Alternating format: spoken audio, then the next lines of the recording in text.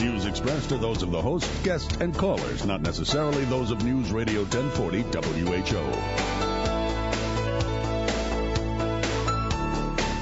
This is our Thursday morning get-together. I'm Jan Mickelson, and Congressman Tom Latham has joined us here in the studio. Welcome back, sir. It's great to be with you again, Jan. I was watching the debates last night, and if I were to read the body language and the intensity levels of parts of that conversation, if 3 out of the 4 of those guys, excluding Congressman Ron Paul, were elected, we're going to war. And we are at least our commitment to dealing with Iran's nuclear potential and the terrorism and the carnage that's going on right now in Syria is inviting military intervention. And Romney, especially Santorum, and lesser so Newt Gingrich, all made anti-Iran and it escalated the level of rhetoric regarding that part of the world. What do you think? Well, I think what I got out of it was the clear support of our best ally in the whole region, and that's Israel. And of supporting Israel, they have intelligence on the ground, and what I think they were saying was that if, in fact, there's going to be a strike with Israel, that the United States has to support Israel. We have to understand exactly what the leadership in Iran has threatened Israel. They want to annihilate the great Satan, which is the United States of America. They are the biggest problem throughout the whole region. Everybody understands that.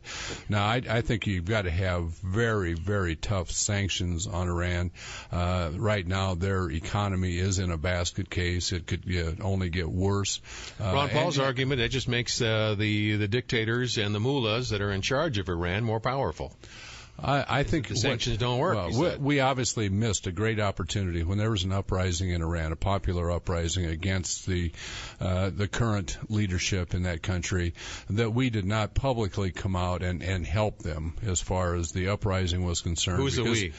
The United States of America, the president, at least make a statement of support rather than saying, well, we're not supporting the uprising. We want to negotiate with these people whose avowed position is to annihilate Israel and to destroy the great when we Satan. have risen up in recent months supporting uprisings and the Muslim Spring, the Arab Spring, and all that stuff, it resulted in regimes in leadership all hostile to the United States. That's because if you exactly appeal right to the democratic impulse of the third world, you're going to get the third world democratic impulse.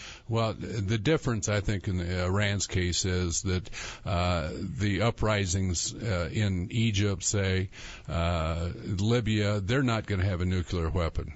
And the leadership in Iran is doing everything they can as fast as they can to get a nuclear weapon, which would change the whole balance of power in the Middle East and throughout the world, and I think would be the greatest threat to peace anywhere today. If Obama decides to send or intervene in Syria, are you going to say that's okay? You're going to say yes? I don't need your position, by the way? I think we need a president who will actually stand up and support the uprising. I mean, I have met with Assad, and I thought that there was some semblance of realization of what Western values are. The guy was, I think, a dentist in England when his older brother got killed doing about 180 miles an hour going to the airport in Damascus. And he was then going that fast. Why does he need a plane?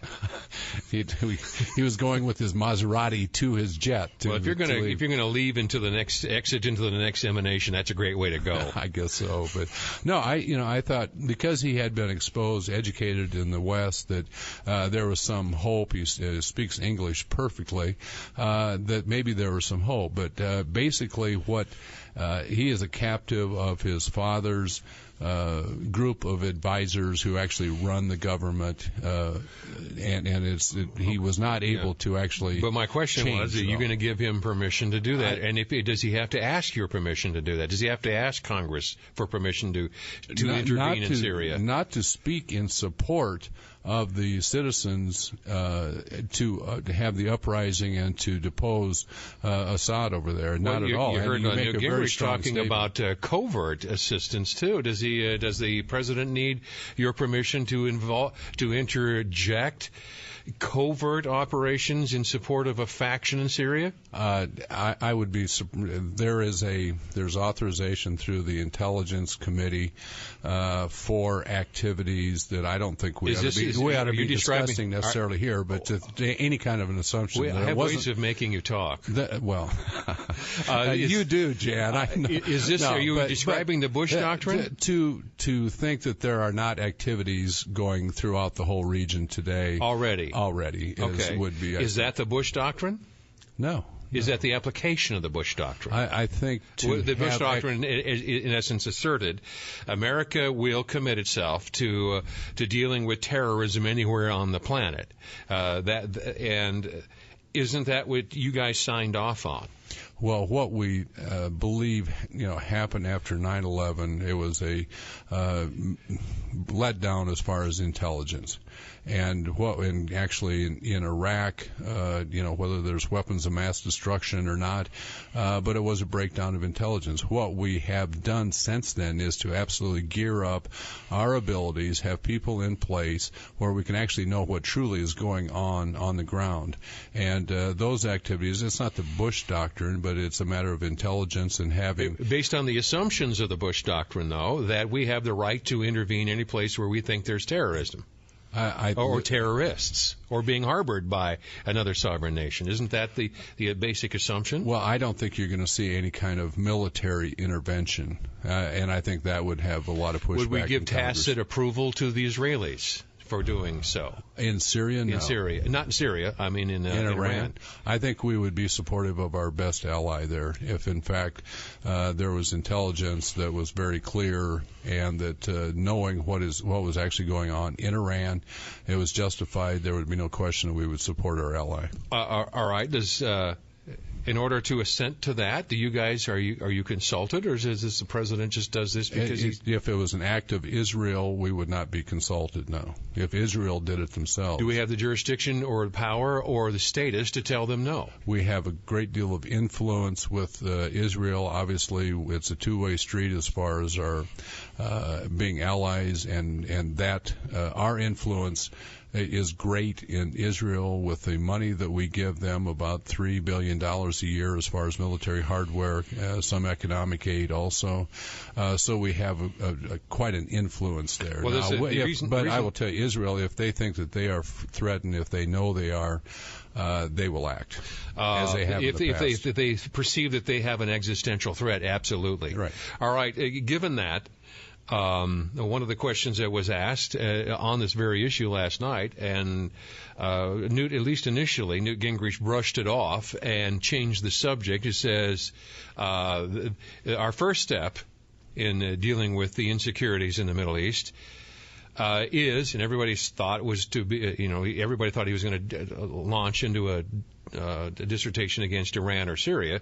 He says the first thing we need to do is deal with our own energy issues, right, and to achieve energy independence and make that part of the world irrelevant. And that's music to my ears. $6 a gallon down in Florida yesterday. You also, and that's a reflection of several things, we're also selling petroleum. Right.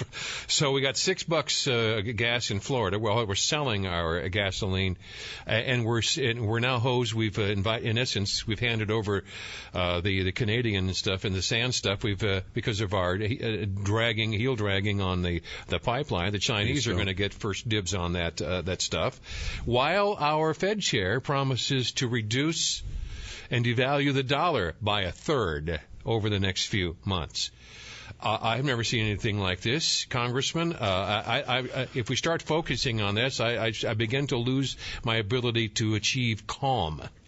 What do you think about this? I can understand your frustration. I'm just as frustrated as you are, and the American people, Iowans, are frustrated. The fact of the matter is, part of what happened with $6 a gallon gasoline in Florida is we've got 23 different standards, fuel standards throughout the country. The blends that they have to have, which are local, and that raises the price if, in fact, a refinery that makes that either shuts down for a period of time, whatever. But the fact of the matter is, Jan, until we have an energy policy in this country that is, all inclusive, then we're host because in order to have one, you have to have agreement.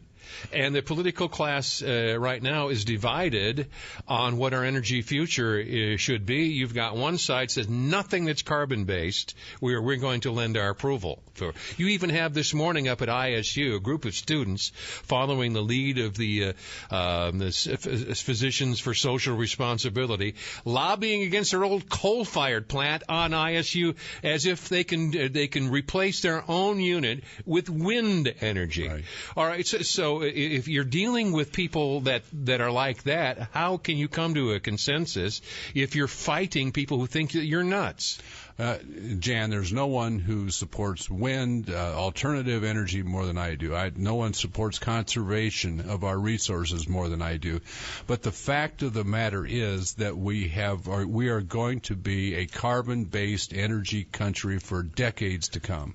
Now, we can transition, but the fact of the matter, we can affect price today, availability, if in fact we would just do some simple things as far as opening up exploration offshore and onshore in the United States. It would affect the price overnight. And the fact that we talked about the Middle East. Why would we even be over there or have the huge concern that we do if, in fact, we weren't so dependent upon energy from that part of the world? It is the closest thing to crazy that I've ever seen. Not having a policy in this country that actually makes us energy independent, does a tremendous amount as far as creating jobs and getting our economy going and have a competitive price for energy in this country. Are those issues resonating in this election cycle? I think, I tell you what, when gas gets $4, $5 a gallon across the country, summer, this will be, I think, the biggest issue. And the fact that it'll be very clear that this administration has stopped the Keystone Pipeline, the EPA has stopped as far as exploration. They're giving out supposedly some permits now, but the restrictions are just unbelievable as far as going after our own energy sources right here in this country. We've got to have nuclear. We've got to do all of the things that are so important as far as energy independence, and this administration has stood in the way of that on every step. Tom Latham is here in the studio with us. Our time is limited. He's up for re-election. He's in a new district, and this is the time to bend his ear. I will pay you extra money if you can make him sweat. 284-1040 or 800-469-4295 is where you can find us. Scott Mickelson is joining us on our Newsmaker line. And what's going on this morning at the Iowa Gold Connection? Well, $4.50 a gallon this year. That's the new forecast for gasoline prices this summer. It might not come as a surprise to most people, but what did come as a surprise was the numbers out of yesterday's oil report. See, the deal is every week the API, the American Petroleum